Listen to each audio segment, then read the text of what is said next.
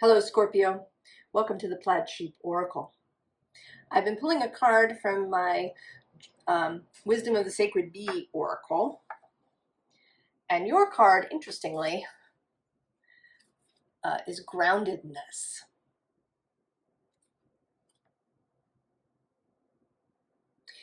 But more than groundedness, or in conjunction with groundedness, is this sense of growth. There is actually a growth card in here, but this one expresses this connection to the soil, the connection to the roots, that the other card does not. And I think that that is important.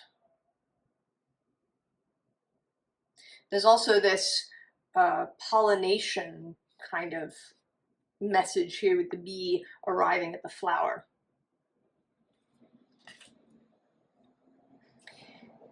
The visible underlying is the queen. So the queen of the hive. And she is, right, she's where everything comes from. She gives birth to all of the larvae that then become the bees. But she's not really that much of an active principle. She has this job that she does. And then the worker bees, her daughters, take care of all of the stuff.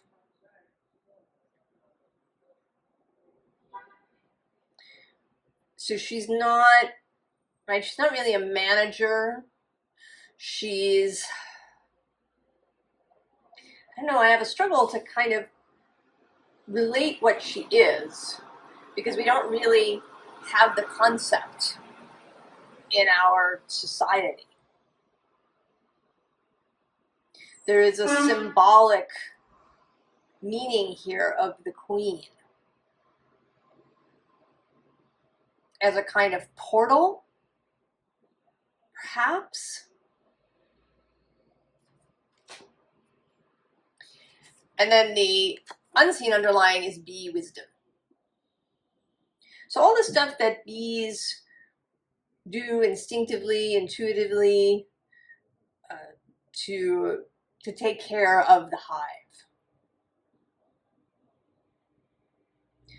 The way they have of cooling the brood, the way they have of communicating, a good flower find to their fellow workers, how they find a new hive when they swarm, all these kinds of things.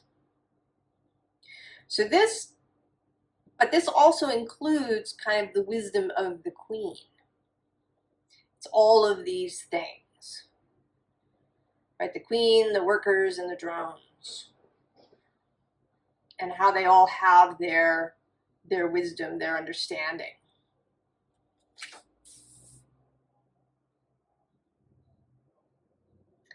And I have the sense, maybe I didn't, it's just occurred to me now as I've started the reading. I spent a little time kind of looking at it and asking some questions about it.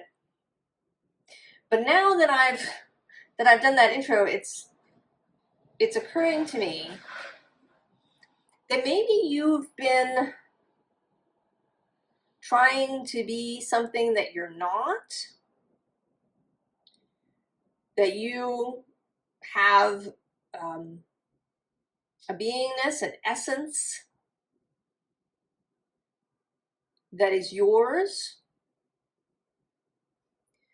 and that you have been trying to do something else, or maybe you've been trying to do everything. Maybe you've been trying to do everything. We do in the modern world, we have all of these competencies. We're all expected to be, really independent people, and that we are able to do everything, all parts of our lives.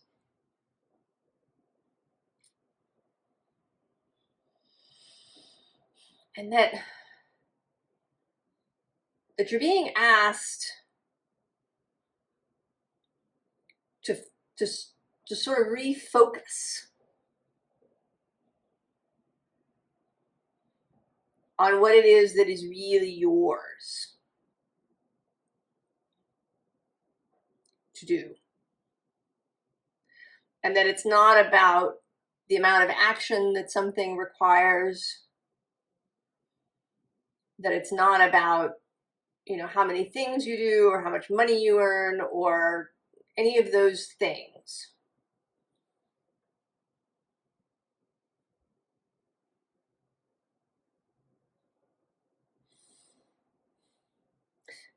So I should just go on. We have this Four of Swords, and at the bottom of the deck is this fledgling card of, you know, having fallen out of the nest and now just heading for this hole. And immediately I saw this as a dream.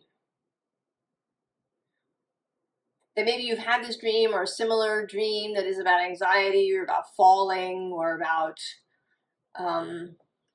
you know, maybe about being forced to do something that you're either not ready for or that you are not, that is not actually part of your competency. Because this, in fact, is not a bird. I mean, there's birds here in the picture, but this is a girl. Ooh. Right? She's not going to fly. But perhaps she's been trying to. Perhaps she's been jumping out of the nest, wanting to fly because she thinks she's supposed to.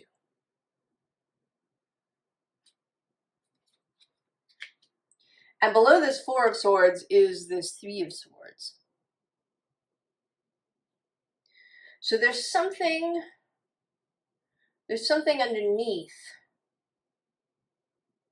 A grief, a loss, a pain, a set of beliefs that are just stuck in there.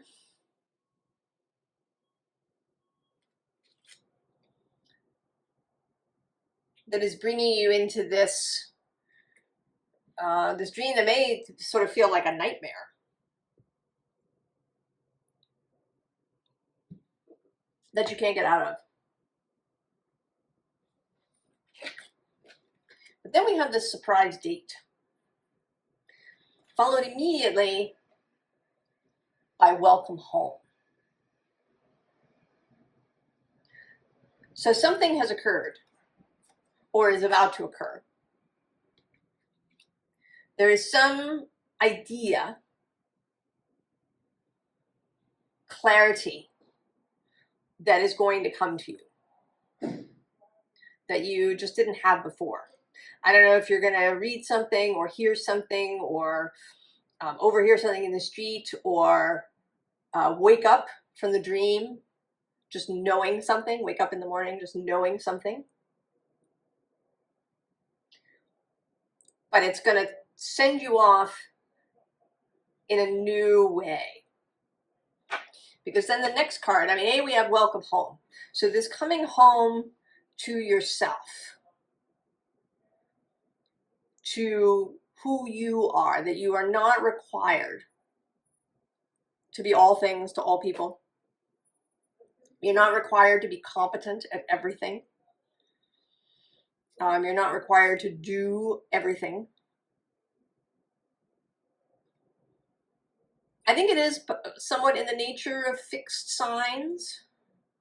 A little bit, I'll just do it. I do it really well, I'm just going to do it.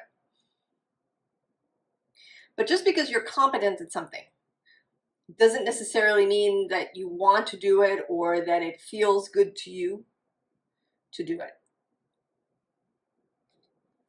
Because we have this Two of Wands, right? And right, she's in her red outfit, moving from the heart space, moving from passion, moving from power.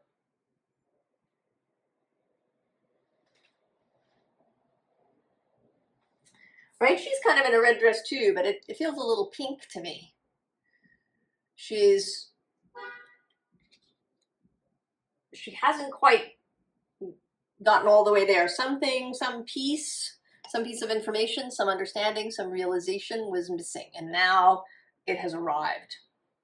If you're watching this when I post it, this may have to do with the Pisces full moon eclipse, and actually followed by the Libra new moon eclipse that we're going to have on October 2nd. We're in this eclipse space. So something may appear through these energies. Another thing that's happening right now is the Poseidon, asteroid Poseidon, is in Scorpio. And he moves pretty fast. He's an inner layer of asteroids. He's actually going to trine Neptune on October 22nd, if that means anything to you. And right before that, he's going to oppose Uranus. So I think of Poseidon as a more individualized energy than Neptune. I don't actually really see the planet Neptune quite so much being like the god Neptune. The planet Neptune to me feels much more nebulous, less like an individual, and more like just this embodied, concentrated energy of magic and mist and flow and imagination. Whereas Poseidon feels very embodied, right? A personification of the force of sea and water.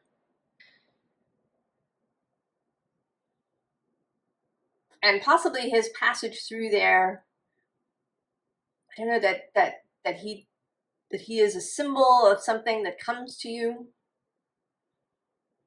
He may also be a symbol of empowerment, because we're coming to that. So there's this Two of Wands, and then you pass through this gate. You come out the other side as the Hierophant. And this Hierophant, I always think of Nanny McPhee as this Hierophant. So there's a real magician quality to this Hierophant. This very empowered Hierophant. This Hierophant that's less kind of about leading others, less about teaching others, and more about creating some sort of change in their environment.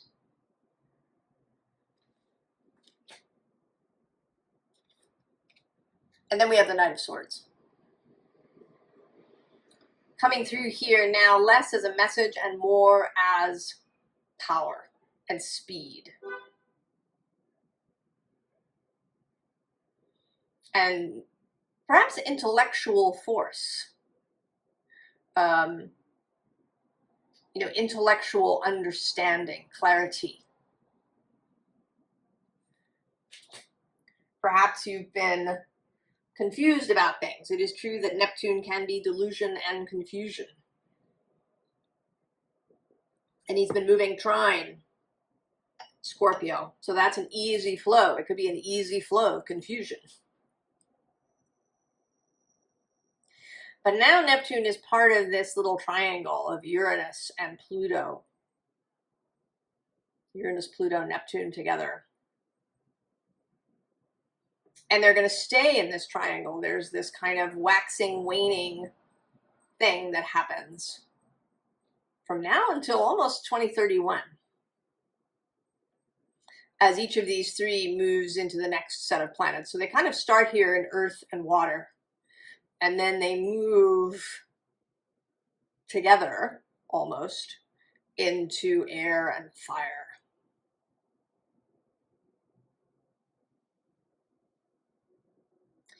So there's something happening collectively.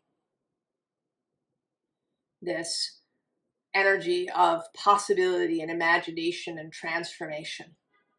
in this dance over the next 5 or 6 years.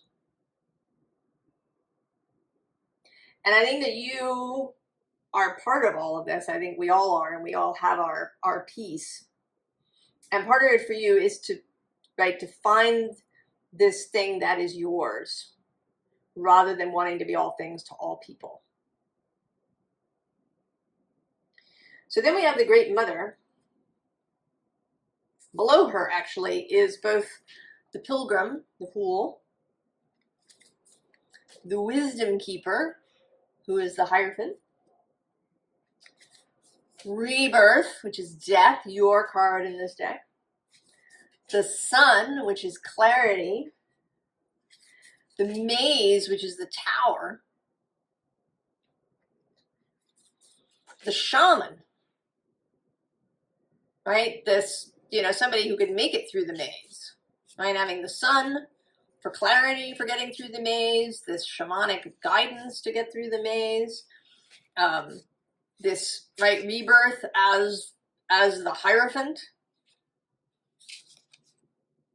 and then the Council of All Beings, who is who sits in the Magician position. So there are 1, 2, 3, 4, 5, 6, 7, 8, 9, 10 major arcana that just are here, right? 8 in a pile. That is a lot of universal forces moving. The bottom of the deck is naturally the Ace of Water, the Ace of Cups. That guide inside your own heart. And the what fills your cup. If you're doing all these things that largely deplete your cup, even if you're good at them, you may never feel as if you have fullness. And then beyond the Great Mother, we have this Guardian card. So the Empress and the Emperor here in a very nature-based way.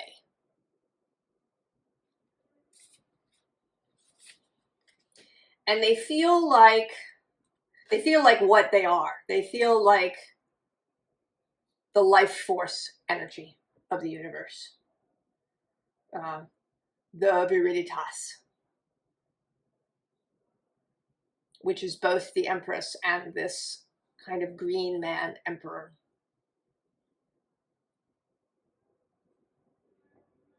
So that, I want to say that you choose your way. That you are not required, right, to be both things, or to be both things equally. That combining this idea of action and receiving does not have to sit in this exactly balanced way. That they just have to be in right relationship for you. That, that person over there, or me, or someone else may have them in different proportion. That you are choosing, what is right for you. And then and then what you do in the world might become easier to identify, depending on, which way you lean.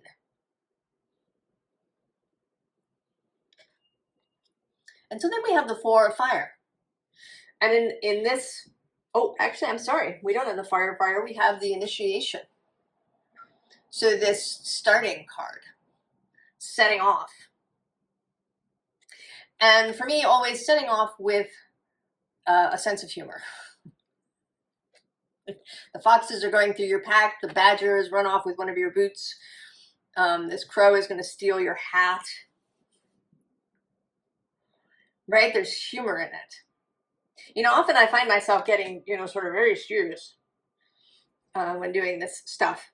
And I think these things come up to to create lightness, to not be so serious about it. You know, that this isn't some life and death thing that you're doing here. This isn't like I must find my purpose or my life will be wasted. I want to have fun. I want to have a good time. I want to enjoy my life. That's all. That's all. I don't have to invest everything. I may be Scorpio, but I can take this lightly. I can have fun.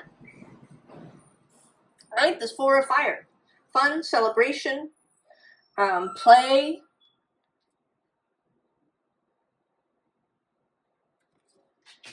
Often the 4 of wands, you know, has a celebration happening. It may look like a wedding, or at least it's some sort of festival going on, and there's flowers.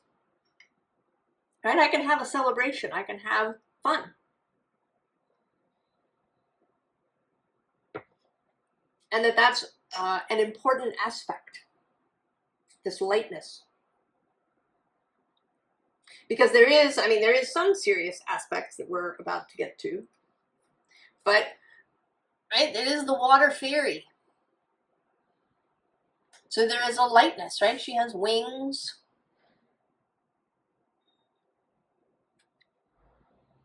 I actually often see her as, you know, she's bathing in a pool and we come upon her. So there's the sense of surprise, of the unexpected, of enjoying that, of not always wanting to know everything.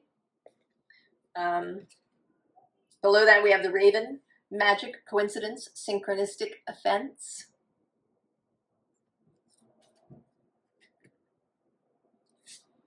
And the bottom of the deck is perception.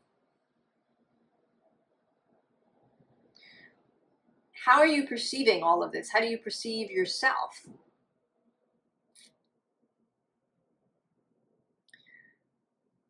Have you come to know, you know, what aspects of your doing might be compensation for something, or because you thought you had to when you were a kid? I just had to learn out of these things.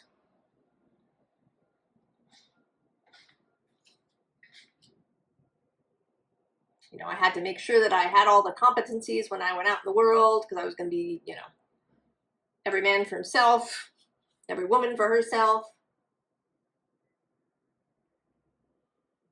Or do I see myself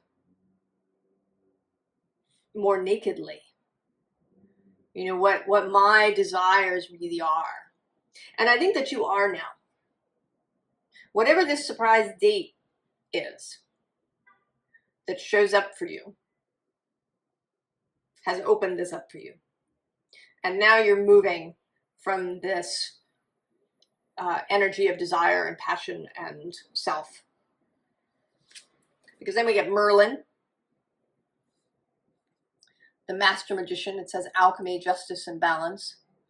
Right? You've got a dragon here. Dragon number 1. Then we have this protection card.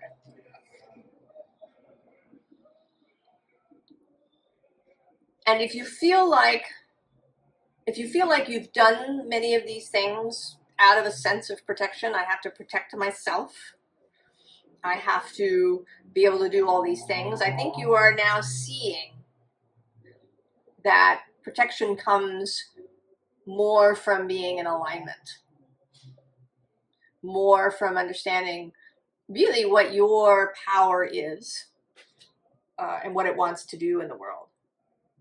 Because then we have a second dragon with power and strength.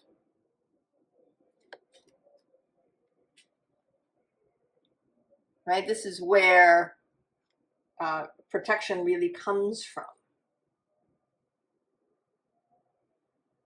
It's not about armoring up and needing to do all the things.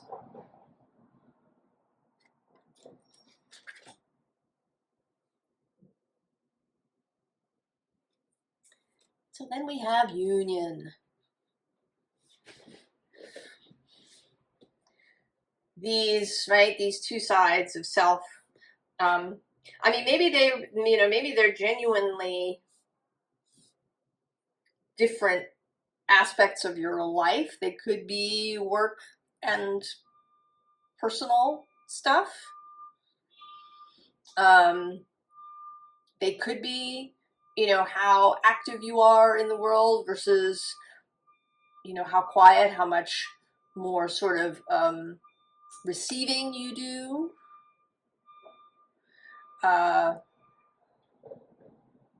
It could be, even within your job, how much active principle there is within your job versus allowing things to mature and grow without interference. It might be management, right? If you're a manager of people, that could absolutely be a thing, right? That sometimes you have to, go in there and, give specific instructions. And sometimes you just have to let people, do things how they're going to do them. And maybe you lean really more one way or the other. Maybe you've been trying to, do this evenly and that doesn't really work. Maybe as a manager, you're really just good at letting people do how they're going to do. And so you might need to find a team that works well that way. Whereas if you're somebody who's really good at specific instructions and really, holding things together, and, maybe you need to find a team that works well like that. That you don't have to, don't adjust yourself to the situation. Adjust the situation to you. Perhaps by going somewhere else. And maybe also by seeing things differently. Perhaps. Below that, we have the Fool. Repeating. So I think that there's going to be some kind of move that you make. Maybe you've already made it. I don't know. That when you reach this Hierophant stage, when you, maybe step out on the road, that there actually is going to be a physical move that happens. Perhaps.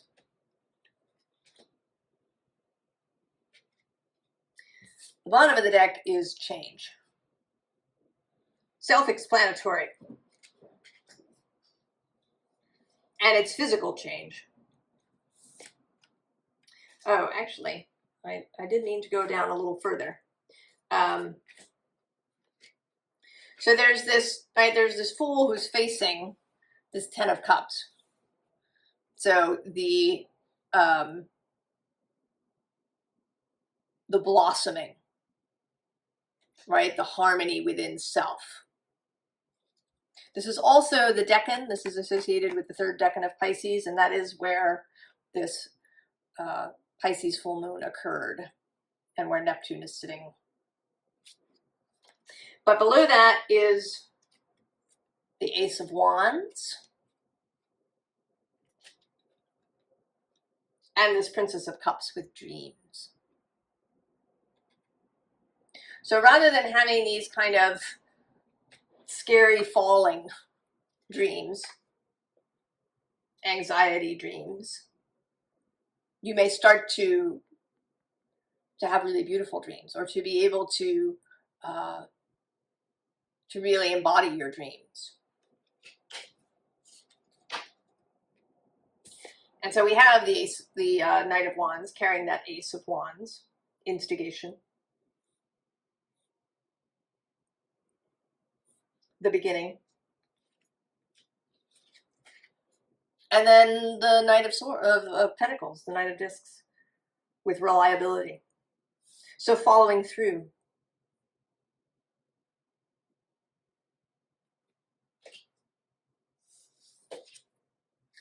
Then interestingly, we have the Devil.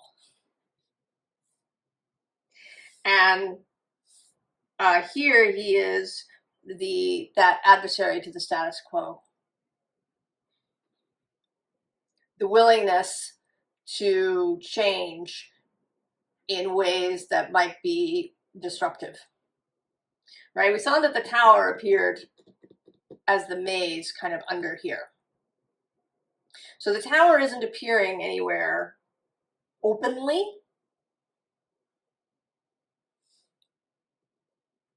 but there is the possibility of that. And that there be a willingness.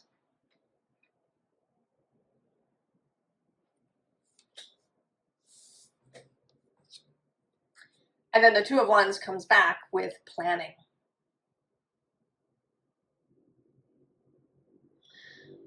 So now that you're moving in this new way, I think you're going to find planning easier because things are going to be more clear. There's not going to be a whole bunch of things to juggle, perhaps. There's not going to be a sense of confusion about, the goal or where you really want to go. You can just choose. All right, it's much easier to plan for something that you want than it is to plan for every possible eventuality, right?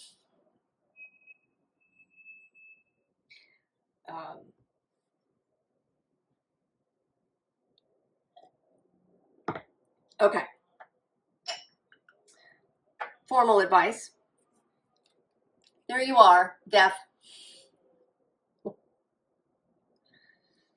Right? Yourself. What it is that you want to do and be. Not anybody else's idea, not the need to do all the things.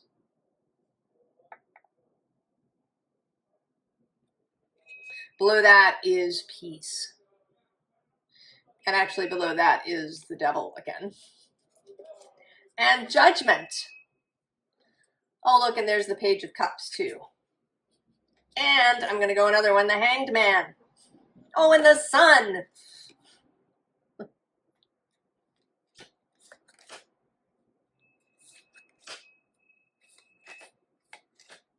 So, right, there's going to be change.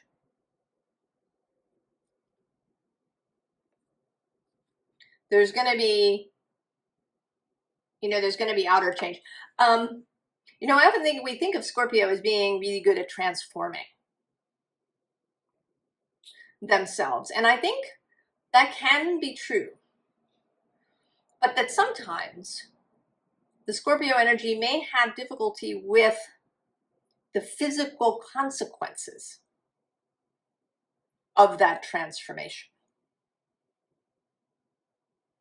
It's all well and good. It's lovely. It's alchemical. You are doing this thing. But then there are physical consequences that then come afterwards. And that's a much more Taurus thing or Capricorn thing. And these energies, you can use them. They're there for you. A phrase that came through as I started to do the reading was that you are doing the great work. And that's an alchemical idea. The great work was when you transformed the soul, when you transformed the self, you would create the Philosopher's Stone, and that would enable you to transmute lead into gold and to possibly live forever.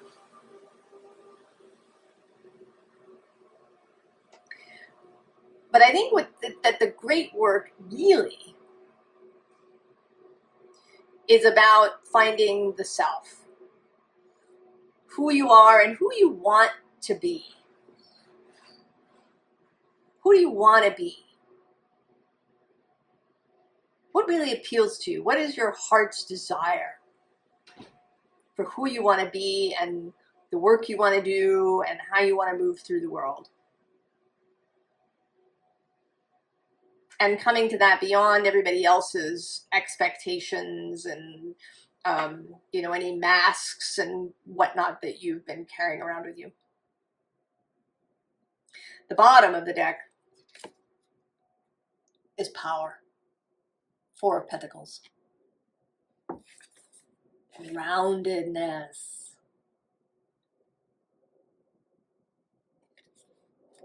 This solidity and stability of yourself.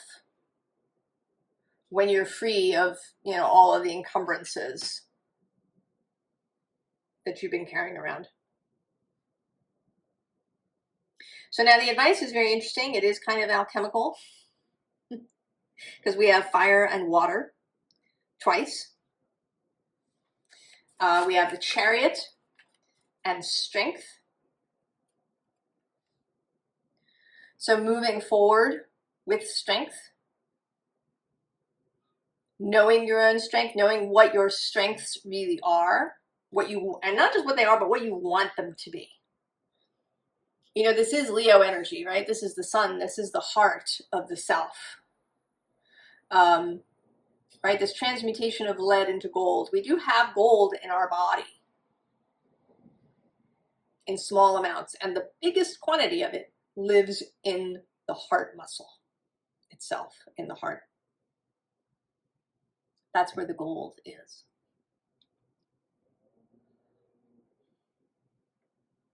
In our own personal sun.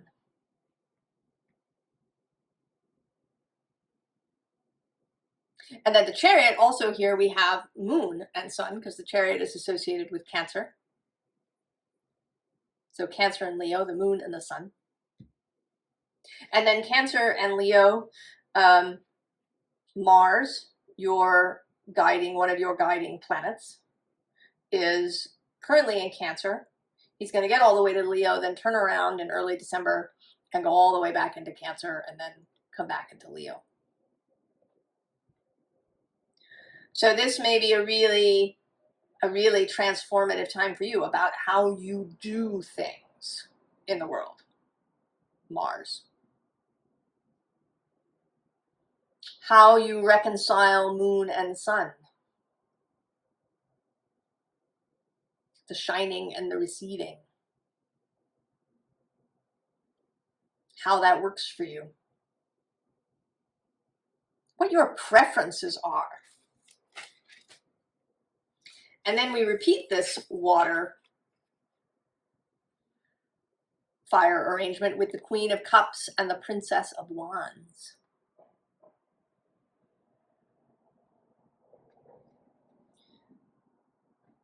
So, right, again, sort of Cancer, and then there's no specific home for the pages. So fire energy.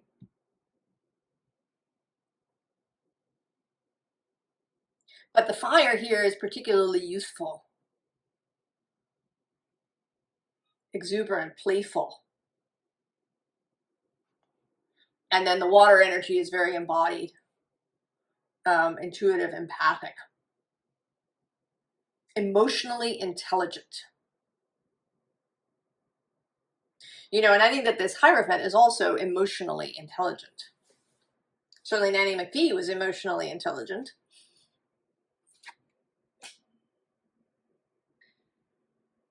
Right? Understanding people and their motivations, their desires, their hopes, their dreams.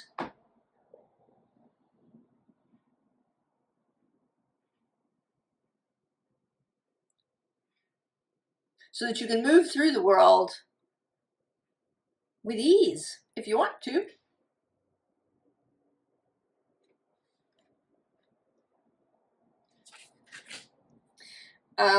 You know, I sort of was looking a little bit for the King of Cups.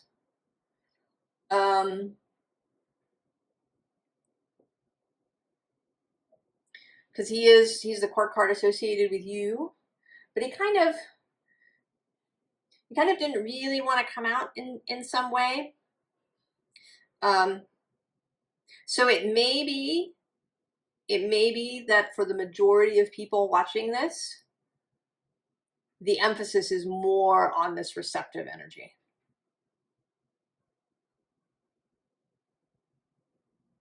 than it is on that, you know, more sort of active doing energy.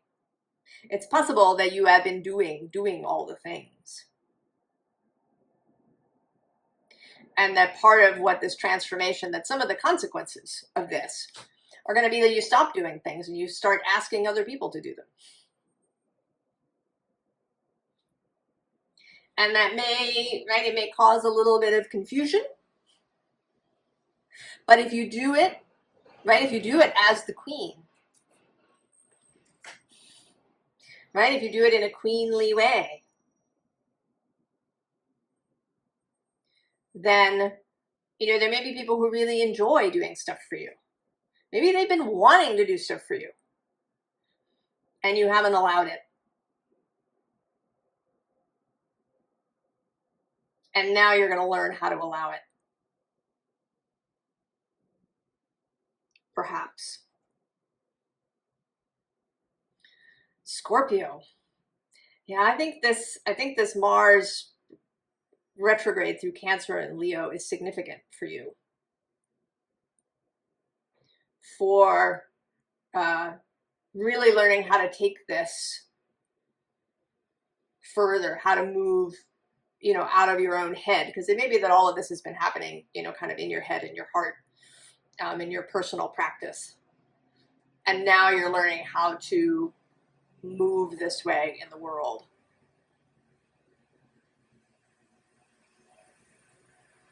And that there's a lot of energy that's going to support that for you. So I wish you all the very, very best, Scorpio, in this.